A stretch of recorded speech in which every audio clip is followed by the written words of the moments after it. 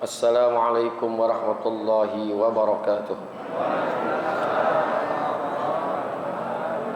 Al-Fatihah ila hadratin Nabi Muhammadin al-Mustafa Rasulillah sallallahu alaihi wa alihi wasallam wa li jami'i arwahi walidina wa masyaikhina wa muallimina wa asatizina khususan li muallifi hadzal kitab Al-Imam Yahya bin Sharaf An-Nawawi wa khususan li muassisi hadzal masjidi wal majlisi anna Allah yaghfiru lahum wa yarhamuhum wa yu'li darajatihim fil jannah wa yanfa'una bi asrarihim wa anwarihim wa ulumihim wa nafahatin fid din wad dunya wal akhirah wa anna Allah al-karim yaftahu alaina futuhal arifin wa yufaqihuna fid din wa yarzuquna kamalan ikhlas wal yakin wa ila hadratin nabi syai'un lana wa lahum al-fatihah.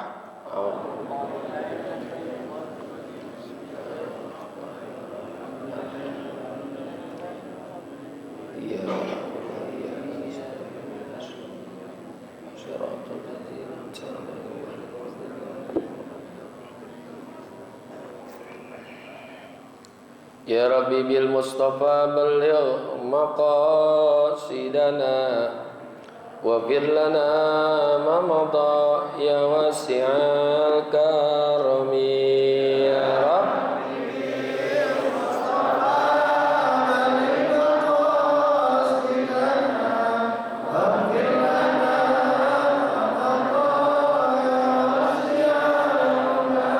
karami khamsatun utbi biha naral jahimil khatimah bil Mustafa wal Murtada wa ibnahuma wa Fatimah ya Rabbi bil Mustafa balligh maqasidana waghfir lana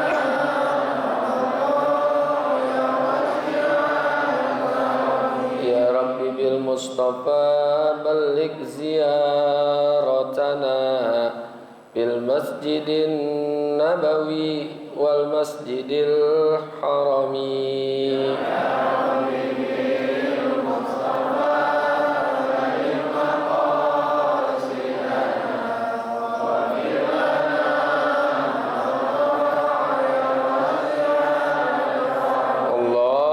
Allahumma salli wa sallim wa barik alaihi.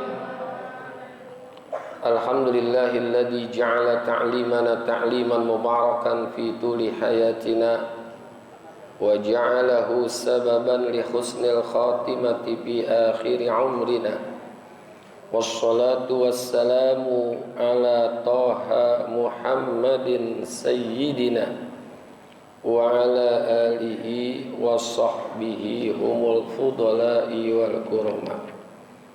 Amma ba'du, yang sama-sama kita hormati para guru, para orang tua, bil khusus Kiai Haji Muhammad Misjan, Kiai Haji Farah Furqan, Kiai Haji Abdul Hamid Mustafa Al-Hafiz, dan segenap pengurus Masjid Jami Al-Jihad, di antaranya orang tua kita Bapak Haji Jana beserta jajarannya. Hadirin Bapak, Ibu-ibu jamaah yang semoga kita semua dirahmati Allah Subhanahu wa taala. Syukur alhamdulillah, pagi hari ini Allah masih memberikan kepada kita dan menetapkan untuk kita iman, Islam, hidayah, taufik, sehat, afiat, dan bisa hadir di masjid yang kita cintai ini untuk kita sama-sama menuntut ilmu. Mudah-mudahan hadirnya kita mendapatkan ilmu yang manfaat, ridho dan inayat, sehat, afiat dalam ibadat. Allah berikan kita selamat dunia dan akhirat. Wa bisanadil muttasili ilal imami muhaddithi rahimahullahu ta'ala wa adaman naf'a bihi wa bi barakati ulumihi wa bikum fid daraini amin. Qala radhiyallahu ankum at-taqwa hahuna.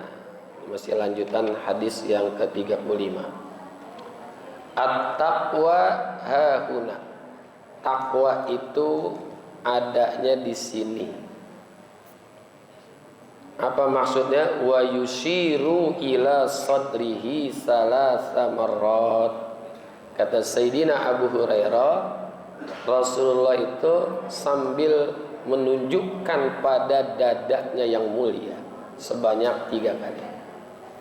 Jadi at-taqwa hahuna. Takwa itu adanya di sini. Mana apa? Di dalam hati. Karena pada diri kita ini ada sodrun, ada qalbun, ada fuadun. Sodrun itu tempatnya hati. Yang menutupi hati kita nih namanya sodrun, dada. Di dalamnya ada lagi qalbun, hati. Qalbun diambil dari kata qallaba yuqallibu, yang suka berbolak-balik, yang suka berubah-ubah. Kadang-kadang senang, kadang-kadang tidak, kadang-kadang bahagia, kadang-kadang sedih. Itulah hati, makanya disebut qalbun. Ya muqallibal qulub sabbit qalbi ala dinik, wa ya musarrifal qulub sarrif qalbi ala ta'atik. Itu doa kita. Ya muqallibal qulub, wahai zat, yaitu Allah yang maha mampu membolak-balikan hati. Hati kita dibolak-balik nih. Kadang-kadang iman, kadang-kadang enggak. Kadang-kadang pokoknya di hati kita tuh suka ada perubahan-perubahan. Makanya doanya sabbit qalbi ala dinik, tetapkanlah hatiku pada agamamu. Wa ya musarrifal qulub, wahai zat yang maha merubah. Sorofa itu maknanya berubah. Makanya ada ilmu sorof. Karena kalimatnya bisa berubah. Fa'ala, fa'alu, sorof. Yang suka merubah-rubah. Sarrif qalbi ala ta'atik, rubahlah hatiku selalu untuk bertakut taat kepadamu. Sorof. Money changer itu kalau di Saudi itu namanya sorofah. Money changer, tempat merubah uang dari rupiah menjadi real, dolar menjadi rupiah. Itu money changer namanya. Nah, Rasulullah menunjuk sini. Nah, di dalam dada kita ada hati. Di dalam hati ada lagi tuh, namanya fuad. Fuad itu artinya lubuk, dalamnya hati lagi tuh, yang sulit dijangkau oleh manusia. Hati aja kita nggak ada yang tahu. Hati orang itu nggak ada yang tahu, apalagi fuad, lubuknya. Ini yang nanti bertanggung jawab. Innas sam'a wal basara wal fuada kullu ulaika kana anhu mas'ula. Fuad itu nanti bertanggung jawab. Nah, hati ini yang mengetahui hanyalah Allah. Nggak ada yang tahu hati kita masing-masing. Ini meskipun kelihatan ngaji aja nih, kita kalau yang ngaji nih di Masjid Al-Jihad, tapi niatnya beda-beda. Ada yang niatnya yang betul-betul memang hadir ke majelis taklim. Ada yang karena ini. Wallahu alam. Maka kalau ada orang bilang, gua tahu hati lo, bohong. Siapa yang tahu hati kita? Jangankan manusia, malaikat aja nggak tahu. Malaikat nggak tahu hati kita. Ini kalau menurut catatan malaikat, kita hadir ke majelis ini 1 jam berapa jam udah? 2 jam ya, dari jam 6. Ini udah 2000 rakaat ini sholat sunnah. Karena 1 jam saja kata Rasulullah itu pahalanya seperti sholat 1000 rakaat. Kalau 2 jam udah 2000 rakaat. Ini catatan malaikat ini udah kayak apa coba? Ya, julusuka fi majlisil ilmi khairul laka min an tarka'a alfu raka'ah. Dudukmu di majlis ilmu 1 jam itu lebih baik daripada sholat sunnah 1000 rakaat. 1000 rakaat. Setengah jam berarti 500. 15 menit 2,5. 5 menit 83 rakaat. Makanya ada yang pada nunduk aja. Itu keberatan pahala itu dia. bukan ngantuk. Pahalanya kegedean. 2 jam. Catatannya. Ini catatan malaikat udah 100 ini, cakep. Tapi hati kita, tujuan kita, orientasi kita, niat kita menuntut ilmu itu Allah yang tahu. Ya. Ada yang ngaji karena lagi kesel sama istrinya, gua ngaji aja deh, puyang sama bini gua. Terus pagi-pagi udah dimarah-marahin, gua ngaji aja dah. Ada yang ngaji karena sebulan lagi mau ngawinin, sekalian ngundang. Ya Bu? Iya. Itu niat kita, Allah yang tahu. Nah, makanya di sini fuad. Fuad itu di dalam hati. Makanya Rasulullah menunjuk di sini. Ya, wa yushiru ila sadri. Beliau itu Rasulullah sambil menunjuk kepada sadrihi, dadanya. Dadanya ini kan tempat. Mananya bukan di dada tuh, yang namanya takwa itu bukan ada di dada, tapi di dalamnya. Ya, dalam kaidahnya min zikril mahal wa iradatil hal. Disebut tempatnya, maknanya adalah isinya. Jadi disebut tempat, yang dimaksud oleh Rasulullah, isi di dalam tempat itu adalah hati. Bukan di dada. Jadi takwa itu bukan ada di dada, tapi di dalamnya. Di dalam dada itu hati. Itu kalau kaidahnya min zikril mahal wa iradatil hal. Disebut tempat, tapi yang dituju adalah isinya. Kayak orang tua kita dulu kan suka panggil anaknya, Neng, tong, ambil bakul di belakang. Maknanya disebut tempatnya, isinya. Masa bawa bakul doang? Ya harus ada nasinya lah. Kan dulu kan di bakul kalau nasi ya. Ambil bakul di belakang. Maknanya adalah isinya. Jadi takwa itu adanya di dalam hati. Jadi dada adalah tempatnya hati. Dan hati itu merupakan memiliki kedudukan sebagai raja daripada tubuh kita. Jadi kalau disebut oleh ulama, hati itu bimanzilatil maliki lil hasadil jasadi. Hati manusia itu berkedudukan sebagai rajanya. Kan hadisnya populer tuh. Di dalam hati kita ada segumpal daging. Kalau segumpal daging itu baik, maka tubuhnya juga baik. Kalau segumpal daging itu tidak bagus, maka seluruh tubuhnya juga bakal bagus. Idza saluha saluhal jasadu kulluh, kan itu hadisnya gitu. Kalau hatinya baik, maka jasadnya semua juga baik. Jadi hati kita ini ibarat raja, kata Imam Al-Ghazali. Jadi takwa itu sirriyah. Jadi at-taqwa itu sifatnya sirriyah di dalam hati. Karena ada hadis Nabi, al-islamu alaniyah wal imanu sirriyah. Islam itu yang kelihatan, yang ngaji, ini kelihatan nih Islam nih. Ya. Wal imanu sirriyah, sementara iman itu ada di dalam sir hati kita. Di sini takwa juga di dalam hati. Bihafsbir mri'in minasyarri ayyah kira akhahul muslima. Cukuplah seseorang muslim itu dikatakan tidak baik, dikatakan buruk, ya, dikatakan buruk atau tidak baik, atau suatu kejahatan. Apa tuh? Ayyah kira akhahul muslim, kalau ia menghina saudaranya yang muslim. Jadi menghina, ngenyek saudaranya yang muslim yang lain. Gak boleh kita mengecilkan, meremehkan, menghinakan saudara sesama muslim. Karena ada di dalam surah Al-Hujurat ayat yang ke-11, ya ayyuhallazina amanu la yaskhar qaumun min qaumin asa yakunu khairan minhum wala nisa'un min nisa'in asa ayyakunna khairam minhunna. Hai orang-orang yang beriman, la yaskhar qaumun min qaumin, tidak dibolehkan atau janganlah satu kaum laki-laki merendahkan kaum laki-laki yang lain.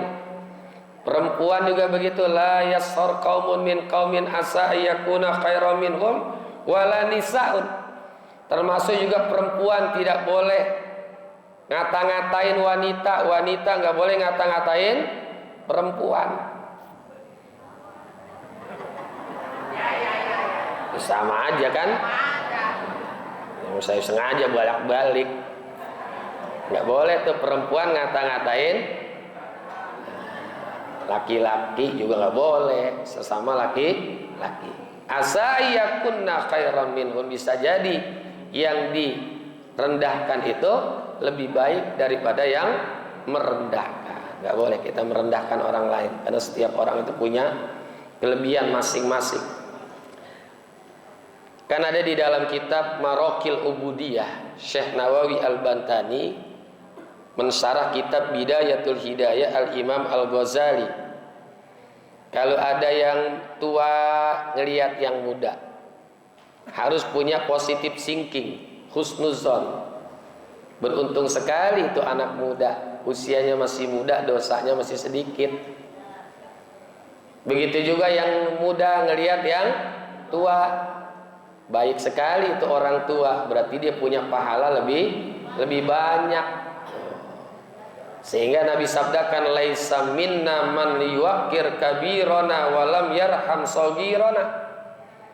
Bukanlah termasuk daripada golongan kami, arti umat Nabi Muhammad, anak muda yang tidak hormat kepada yang tua, orang tua tidak sayang kepada anak muda. Jadi orang tua harus sayang sama yang muda. Alhamdulillah tuh anak bagus sekali dia. Ya, dosanya masih sedikit, sementara dia umur 70 tahun, kan dosanya banyak. Yang muda juga beruntung sekali tuh orang tua, karena dia punya pahala lebih banyak dan sujud kepada Allah lebih dulu, pahalanya pasti lebih banyak. Jadi begitu juga orang yang punya ilmu kepada orang yang tidak punya ilmu. Yang alim ngelihat ada orang awam, beruntung sekali tuh orang awam. Dia berbuat dosa karena kan memang tidak tahu. Tapi saya berbuat dosa karena tahu. Jangan ada kesombongan. Dalam satu kitabnya As-Sayyid Abdul Wahab Asy-Sya'rani Tanbihul Muqtarin, ada dikutip ucapan Imam Abdullah Ibnul Mubarak. Kata Al-Imam Abdullah Ibnul Mubarak, la yazalul mar'u aliman madama yazunnu anna fi baladihi man huwa a'lamu minhu, wa iza zanna annahu a'lamuhum faqad jahila. La yazalul mar'u aliman, seseorang itu terus-terusan pantas disebut orang alim. Jadi ini orang alim yang sejati nih. Yang bagaimana? Madama yazunnu anna fi baladihi man huwa a'lamu minhu. Selama dia menganggap di kampungnya itu ada yang lebih alim daripada dirinya. Jadi kalau ada orang alim menganggap di kampungnya ada yang lebih alim dari diri dia, itulah orang alim yang sejati. Fa iza zanna annahu a'lamuhum fa huwa jahilun. Kalau dia merasa paling pinter di antara manusia, itulah orang bodoh. Mana ada yang lebih pinter dari gua? Di sini mah ya nggak boleh. Kita ini harus tahu, kita ini dihormatin, dihargain, bukan karena kita mulia, bukan. Ya, tangan kita dicium, datang sendal ditaroin, berkat dibawain, bukan karena kita orang mulia. Kenapa kita dimuliakan? Karena Allah tutupin aib kita. Coba kalau aibnya dibuka, kita mau hormatin nggak tuh dia? Ya. Jadi saya pribadi mohon maaf nih, datang udah dicium tangannya, sandal ditaruh, pulang dibawain berkat. Bukan saya mulia, tapi karena aib saya ditutup sama Allah. Kalau bapak ibu tahu aib saya, mungkin ibu mau, wah gua najis sama Habibie mah. Mungkin najis kali lah, dinajis-najisin. Jadi kita dimuliakan bukan karena kita mulia, Allah tutup aib kita. Lalu dibongkar aib kita, gak bakalan mau kita duduk sama orang itu, betul gak? Jadi jangan merasa paling pintar di kampung, ya. Tuh ulama tuh akhlaknya begitu tuh, ya. Jangan tanya sama saya, tanya sama dia tuh, dia lebih alim dari saya. Itulah orang yang sebetul-betulnya alim. Jangan pakai ngomong, lu nanya sama dia, gua sini, gua kan pesantren udah lumutan ini, dia masuk pesantrennya kagak, ya nggak boleh. Tuh orang alim ngelihat orang yang jahil juga jangan ngenyek, ya jangan ngenyek. Orang kaya jangan menghina orang miskin. Nanti kalau orang kaya mati, yang gotong siapa?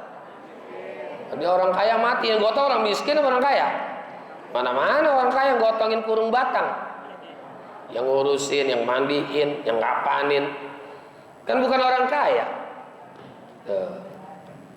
Makanya kalau ada orang kaya sombong, biarin dia ke kuburan sendiri aja, sono jalan. Kaya sombong. Yang ganteng, yang cakep, jangan suka menghina yang jelek.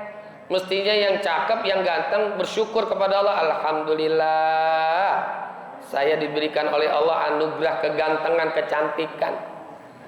Bila perlu terima kasih sama yang jelek. Tiap hari datang, assalamualaikum, assalamualaikum. Ada apa bu? Alhamdulillah ya, saya dianggap ganteng, dianggap cantik karena ibu jelek, ya, gitu.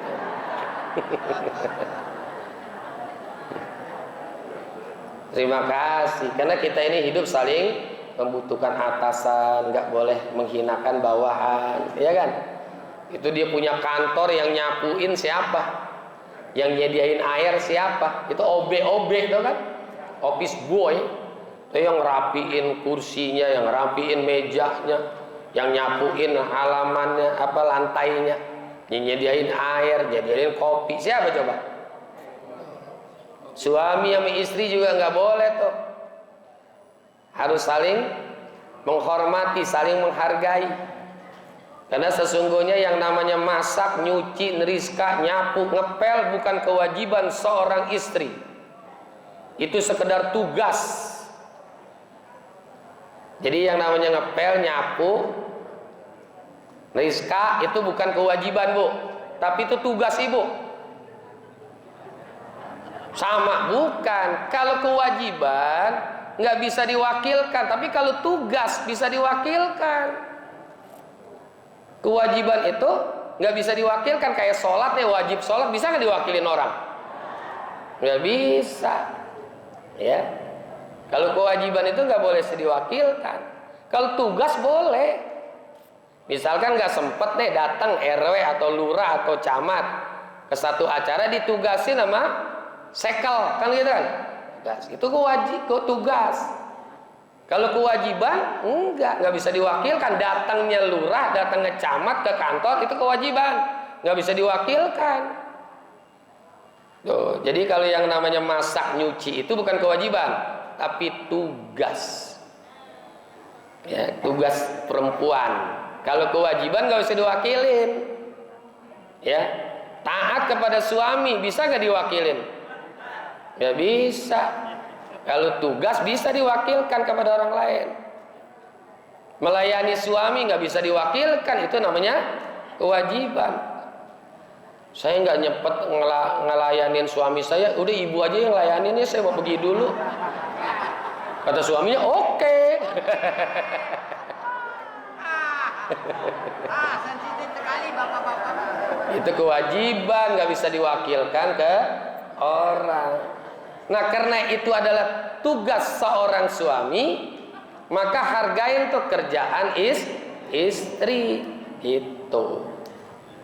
Jangan mentang-mentang suami. Itu bukan kewajiban, Bu. Saya bilangin bukan kewajiban. Ibu boleh wakilin tuh, nyuci nggak sempat, bawa ke laundry. Iya Bu ya? Iya, boleh nggak? Boleh, karena itu tugas. Mandiin suami itu kewajiban. Kalau nggak bisa, jangan dibawa ke laundry.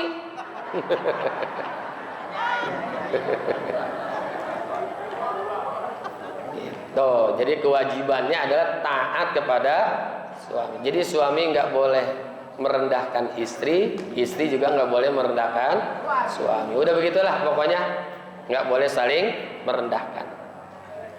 Bihasbi mri'in minasyarri ayyahqira akhahu. Nggak boleh kita merendahkan, ya.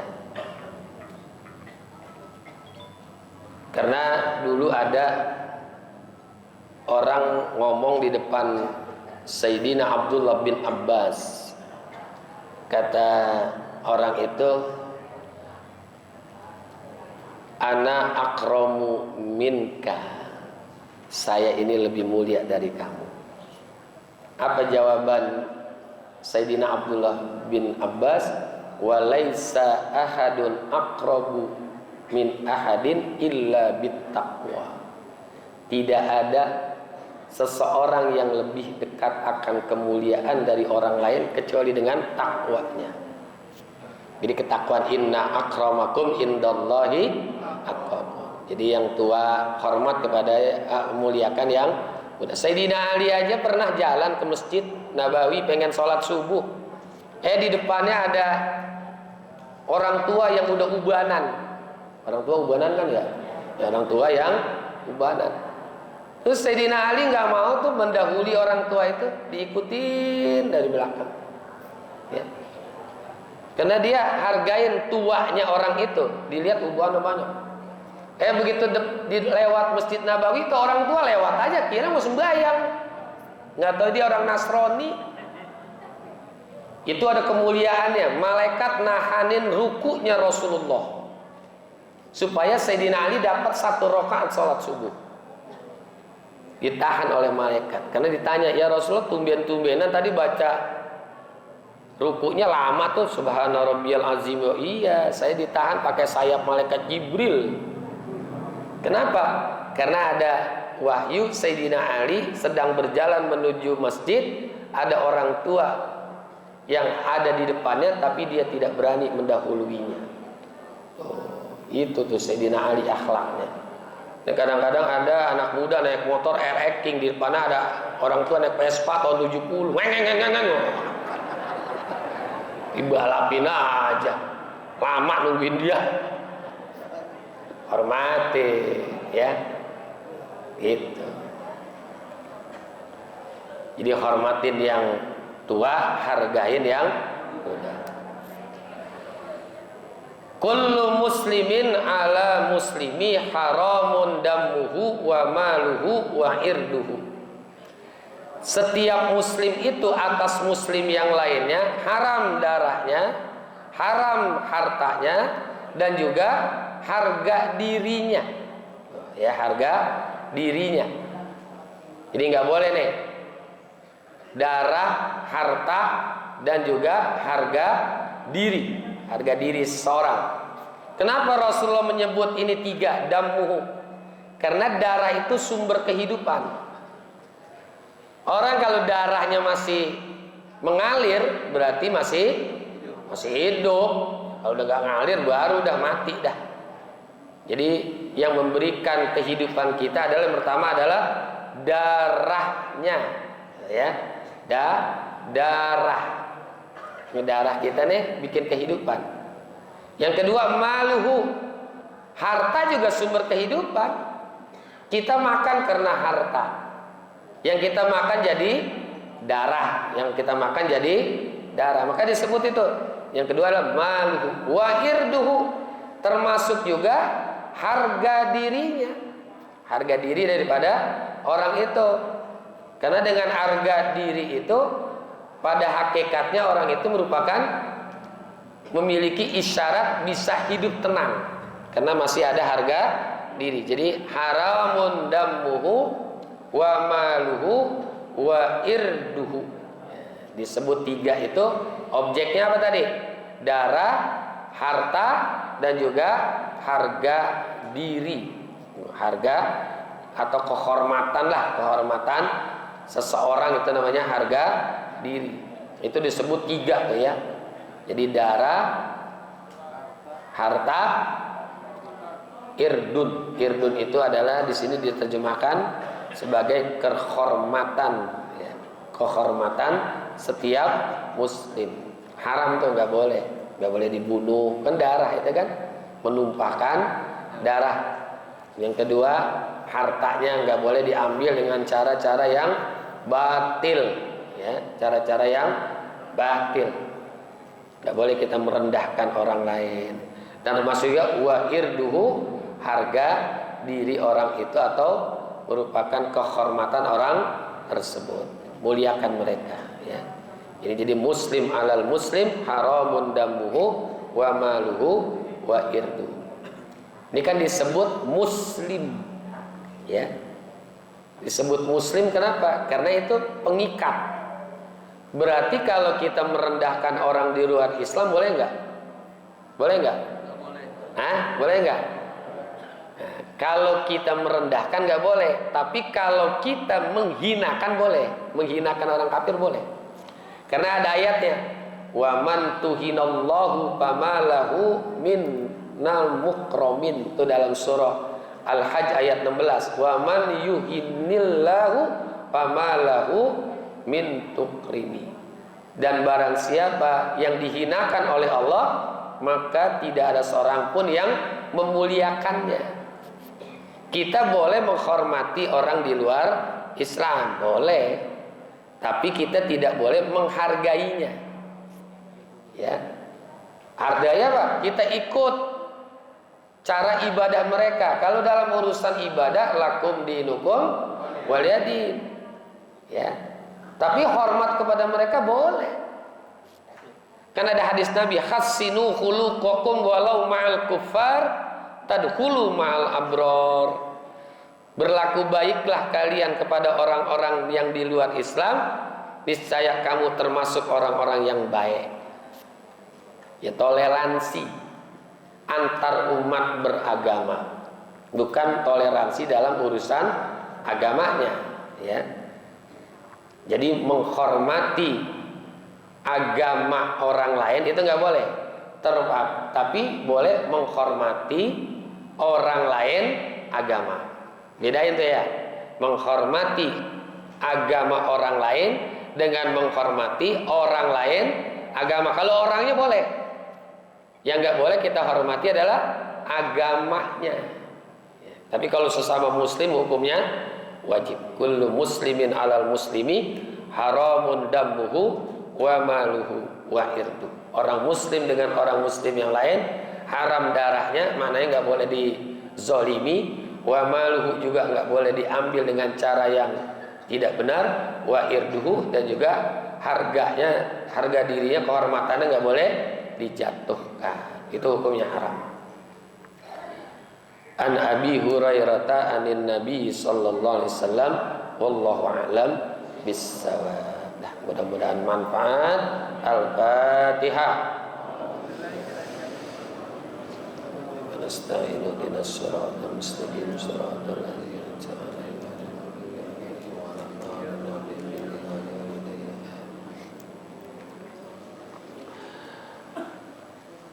Terima kasih dan mohon maaf. Hadanallahu wa iyyakum ajma'in. Wassalamualaikum warahmatullahi wabarakatuh.